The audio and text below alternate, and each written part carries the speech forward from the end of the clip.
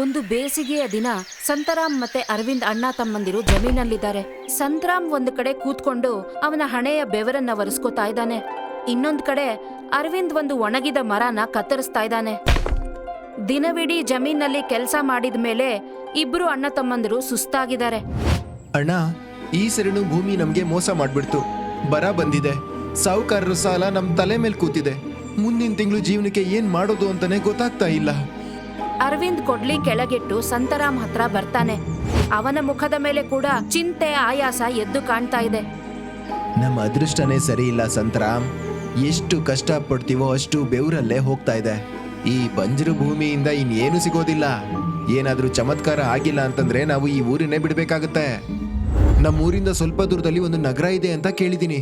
ಅಲ್ಲಿ ಹೋದ್ರೆ ನಮ್ಗೆ ಕೆಲ್ಸ ಸಿಗುತ್ತಂತೆ. ನಾವ್ ಯಾಕೆ ಅಲ್ಲಿಗೆ ಹೋಗಿ ಕೆಲ್ಸ ಮಾಡ್ಬಾರ್ದು? ಇಲ್ಲಿರೋದ್ರಿಂದ ಬರೀ ಹಸು ಉಳಿಯುತ್ತೆ ಅಷ್ಟೇ. ನೀನು ಸರಿಯಾಗಿ ಹೇಳ್ತಿದ್ಯಾ. ಇಲ್ಲಿ ಕುತ್ಕೊಂಡು ಅಳೋದ್ರಿಂದ ಹೊಟ್ಟೆ ತುಂಬೋದಿಲ್ಲ. ನಡಿ, ಇವತ್ತೇ ಆ ಕಾಡಿನ ದಾರಿಲಿ ಹೋಗೋಣ. ಆ ದಾರಿ ಮೂಲಕ ಹೋದ್ರೆ ಸಂಜೆ ಅಷ್ಟೊತ್ತಿಗೆ ಅಲ್ಲಿಗೆ ತಲುಪ್ಬಿಡ್ತೀವಿ.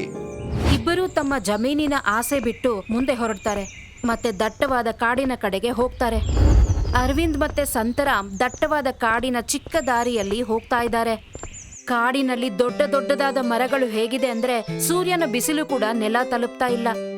ಇಬ್ರು ಯಾರ ಹತ್ರನೂ ಮಾತಾಡದೆ ತಮ್ಮ ಮನಸ್ಸಿನ ದಾರಿ ಹಿಡಿದು ಮುಂದೆ ಹೋಗ್ತಾ ಇದ್ದಾರೆ. ಅಣ್ಣ, ಈ ದಾರಿ ಅಂತೂ ತುಂಬಾ ನಿಶ್ಶಬ್ದವಾಗಿದೆಯಲ್ಲ. ಇಲ್ಲಿ ಯಾವುದೇ ಪಕ್ಷಿ ಕೂಗೋದು ಕೂಡ ಕೇಳ್ತಿಲ್ಲ, ಯಾವುದೇ ಪ್ರಾಣಿ ಕೂಗೋದು ಕೂಡ ಕೇಳ್ತಿಲ್ಲ. ನಂಗೆ ಯಾಕೋ ವಿಚಿತ್ರ ಅನ್ನಿಸ್ತಿದೆ.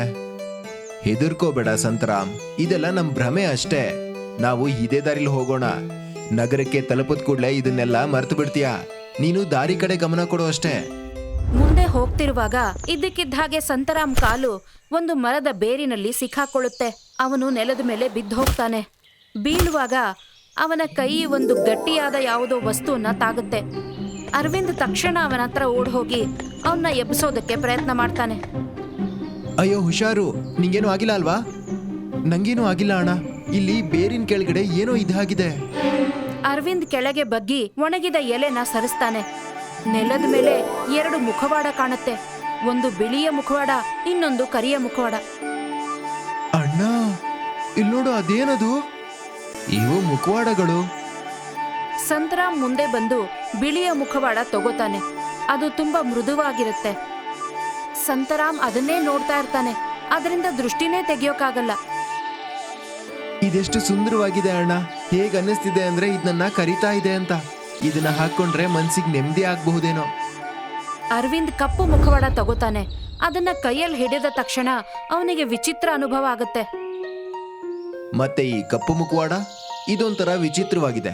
ಇದನ್ನ ಹಿಡ್ಕೊಂಡಾಗ ನನಗೆ ನಾನು ಏನ್ ಬೇಕಾದ್ರೂ ಮಾಡಬಲ್ಲೆ ಅಂತ ಅನಿಸ್ತಾ ಇದೆ. ಯಾರು ನನ್ನನ್ನು ತಡೆಯೋಕೆ ಸಾಧ್ಯನೇ ಇಲ್ಲ. ಅಣ್ಣ, ನನಗನ್ನಿಸ್ತಾ ಇದೆ ನಾವಿದನ್ನ ಇಲ್ಲೇ ಬಿಟ್ಬಿಡ್ಬೇಕು ಅಂತ. ಇದ್ಯಾಕೋ ಏನೋ ಜಾದೂ ಮಾಡೋ ತರ ಕಾಣಿಸ್ತಾ ಇದೆ. ಬೇಡ, ನಾವಿದನ್ನ ಜೊತೆಗೆ ತಗೊಂಡು ಹೋಗೋಣ.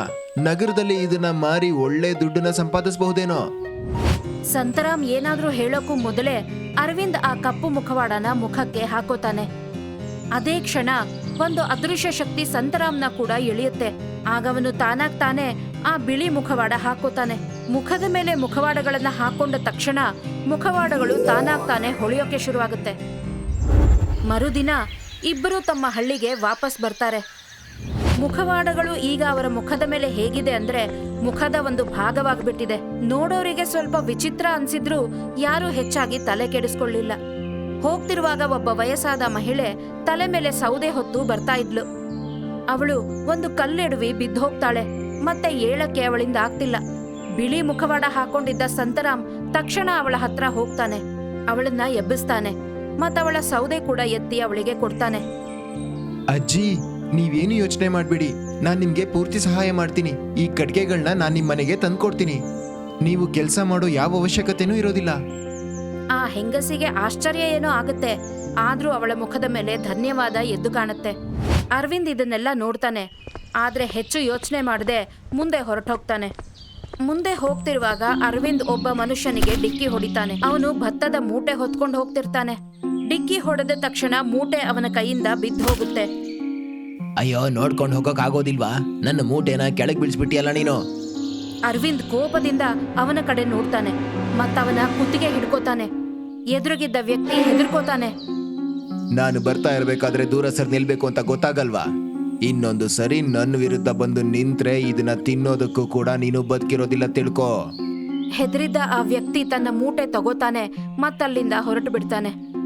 ಸಂತರಾಮ್ ಇದನ್ನೆಲ್ಲ ದೂರದಿಂದ ನೋಡ್ತಾ ಇರ್ತಾನೆ. ಆ ಸಾಯಂಕಾಲ ಸಂತರಾಮ್ ಮತ್ತೆ ಅರವಿಂದ್ ರೂಮಿನ 2 ಮೂಲೆಯಲ್ಲಿ ಕೂತಿರ್ತಾರೆ. ಸಂತರಾಮ್ ದಿನವಿಡೀ ಜನಗಳಿಗೆ ಸಹಾಯ ಮಾಡಿ ಮಾಡಿ ಸುಸ್ತಾಗಿರ್ತಾನೆ. ಆದ್ರೆ ಅರವಿಂದ್ ಆರಾಮಾಗಿ ಕೂತಿರ್ತಾನೆ ಮತ್ತವನ ಮುಖವಾಡನ ಸವರ್ಕೋತಾ ಇರ್ತಾನೆ.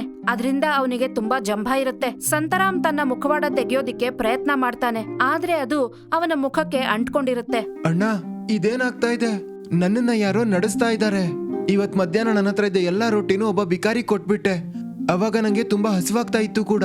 ನನ್ನ ದೇಹ ಈಗ ಬೇರೆಯವರಿಗೆ ಸಹಾಯ ಮಾಡೋದಕ್ಕೋಸ್ಕರ ಓಡೋಗ್ತಿದೆ. ನಾನ್ ಬಯಸಿದ್ರು ಬಯಸ್ದೇ ಇದ್ರು ಕೂಡ. ಇದ್ರಲ್ಲಿ ಕೆಟ್ಟದ್ದೇನಿದೆ? ನೀನ್ ಒಳ್ಳೆಯವನಾಗು ಮತ್ತೆ ನನ್ನ ಹಾಗೆ ಬಿಟ್ಬಿಡು. ಇವತ್ ನಾನು ಆ ಅಂಗಡಿಯವನ ಹತ್ರ ಎಲ್ಲಾ ಸಾಮಾನು ಕಿತ್ಕೊಂಡ್ಬಿಟ್ಟೆ. ಅವನ್ ಭಯದಿಂದ ನನ್ನ ಹತ್ರ ದುಡ್ಡು ಕೂಡ ಕೇಳಲಿಲ್ಲ. ಶಕ್ತಿ ಅಂತ ಇದಕ್ ಹೇಳ್ತಾರೆ ಸಂತರಾಮ್. ಇಲ್ಲ ಅಣ್ಣ, ಇದು ತಪ್ಪು. ನೀವ್ ಈ ರೀತಿ ಇರ್ಲಿಲ್ಲ ಅಲ್ವಾ? ನೀವ್ ಯಾವತ್ತೂ ಯಾರಿಗೂ ಹೆದರ್ಸ್ತವ್ರಲ್ಲ. ಈ ಕಪ್ಪು ಮುಖವಾಡ ನಿಮ್ ಒಳಗಡೆ ದ್ವೇಷನ ಬಿತ್ತುತ್ತಿದೆ. ಅದನ್ನ ತೆಗೆದ್ಬಿಡಿ ಅಣ್ಣ. ಅರವಿಂದ್ ತಕ್ಷಣ ಎದ್ದೇಳ್ತಾನೆ ಮತ್ತೆ ಕೋಪದಿಂದ ಸಂತರಾಮ್ ಕಡೆಗೆ ಬರ್ತಾನೆ. ಬಾಯ್ ಮುಚ್ಚು, ನಾನಿದನ್ನ ಯಾವತ್ತೂ ತೆಗೆಯೋದಿಲ್ಲ. ಈ ಮುಖವಾಡ ನನ್ನನ್ನ ಭಯದಿಂದ ಕಾಪಾಡಿದೆ. ಇವಾಗ ನಂಗೆ ಯಾವುದೇ ಸಾಹುಕಾರ ಅಥವಾ ಹಸುವಿನ ಭಯ ಇಲ್ಲ. ನೀನ್ ಹೀಗೆ ಸುಮ್ನೆ ಒಳ್ಳೇದು ಮಾಡ್ಕೊಂಡೇ ಇದ್ಬಿಡು. ನನಗ್ ಕಲ್ಸೋದಕ್ ಬರ್ಬೇಡ. ಅರವಿಂದ್ ಕೋಪದಿಂದ ಹೊರಟೋಗ್ತಾನೆ. ಆದ್ರೆ ಸಂತರಾಮ್ ಮನೆಯಲ್ಲೇ ಕೂತು ತನ್ನ ಅಣ್ಣನ ಬದಲಾದ ವ್ಯಕ್ತಿತ್ವದ ಬಗ್ಗೆ ಯೋಚನೆ ಮಾಡ್ತಿರ್ತಾನೆ. ಅರವಿಂದ್ ಜನಗಳು ತುಂಬಿದ್ದ ಮಾರ್ಕೆಟ್ಗೆ ಬರ್ತಾನೆ. ಒಂದು ಚಿಕ್ಕ ಹೋಟೆಲ್ ಹತ್ರ ಕೂತ್ಕೊಂಡು ತುಂಬಾ ತಿಂತಾನೆ. ಆಮೇಲೆದ್ದು ಅಲ್ಲಿಂದ ಹೊರಡ್ತಾನೆ. ಅರವಿಂದ್ ಅಣ್ಣ, ಇದ್ರ ದುಡ್ಡನ್ನಾದ್ರೂ ಕೊಡಿ ನಂಗೆ.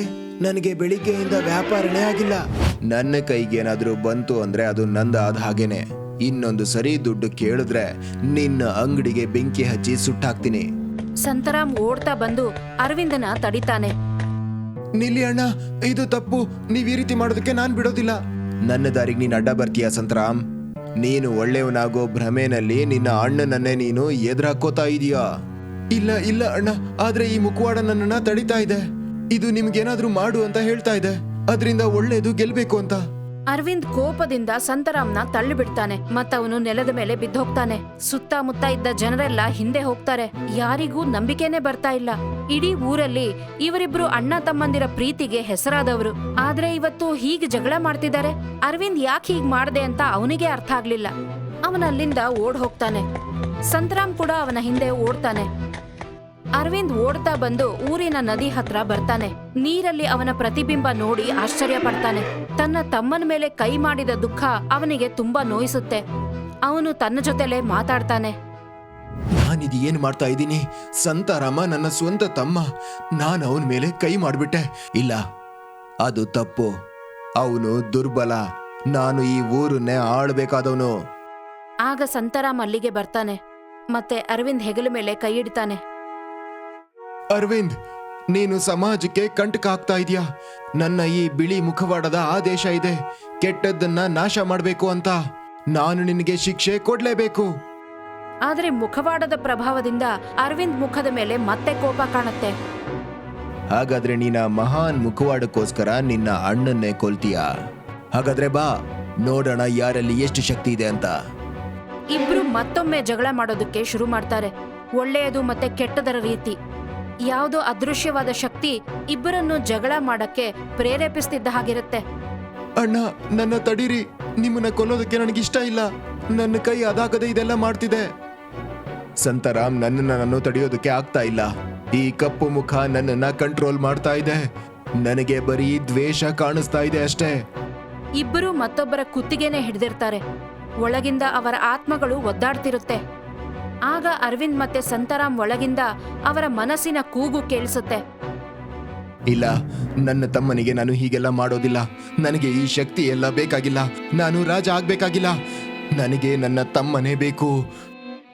ನನಗೂ ಇದು ಬೇಕಾಗಿಲ್ಲ.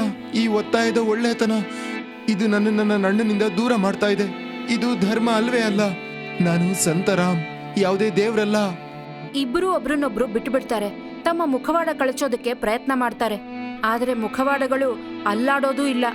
ಆದ್ರೆ ಅವರಿಬ್ಬರ ಮಧ್ಯದ ಪ್ರೀತಿ ಎಲ್ಲದಕ್ಕಿಂತ ಶಕ್ತಿವಂತವಾಗಿರುತ್ತೆ. ಅವರಿಬ್ಬರು ಸೇರಿ ಮುಖವಾಡಗಳನ್ನ ಕಿತ್ತು ಬಿಸಾಡ್ತಾರೆ. ಮುಖವಾಡಗಳು ನೆಲದ ಮೇಲೆ ಬೀಳುತ್ತೆ. ಅವರಿಬ್ಬರ ಉಸಿರಾಟ ಜೋರಾಗಿರುತ್ತೆ. ಅರವಿಂದ್ ಮುಂದೆ ಬರ್ತಾನೆ ಮತ್ತೆ ಸಂತರಾಮ್ನ ಗಟ್ಟಿಯಾಗಿ ಅಪ್ಕೋತಾನೆ. ನನ್ನ ಕ್ಷಮಿಸ್ಬಿಡು ತಮ್ಮ. ಆಳ್ಬೇಕು ಅನ್ನೋ ದುರಾಸೆಲಿ ನಾನು ಕುರುಡಾಗ್ಬಿಟ್ಟಿದ್ದೆ. ಮನುಷ್ಯ ಒಳ್ಳೆಯವನು ಅಥವಾ ಶಕ್ತಿವಂತ ಆಗ್ಬೇಕು ಅಂತಂದ್ರೆ ಅವನಿಗೆ ಹೊರಗಡೆ ಮುಖವಾಡದ ಅವಶ್ಯಕತೆ ಇರೋದಿಲ್ಲ. ನಮ್ಮ ಒಳಗಡೆ ಏನಿದೆಯೋ ಅದೇ ನಿಜವಾದದ್ದು. ಮತ್ತೆ ನನಗೂ ಕೂಡ ಈಗ ಅರ್ಥ ಆಯ್ತು ಅಣ್ಣ. ಯಾವುದೋ ಮುಖವಾಡದ ಒತ್ತಾಯದಿಂದ ಮಾಡೋ ಒಳ್ಳೆ ಕೆಲಸ ಅದು ಒಳ್ಳೆತನ ಅಲ್ಲ.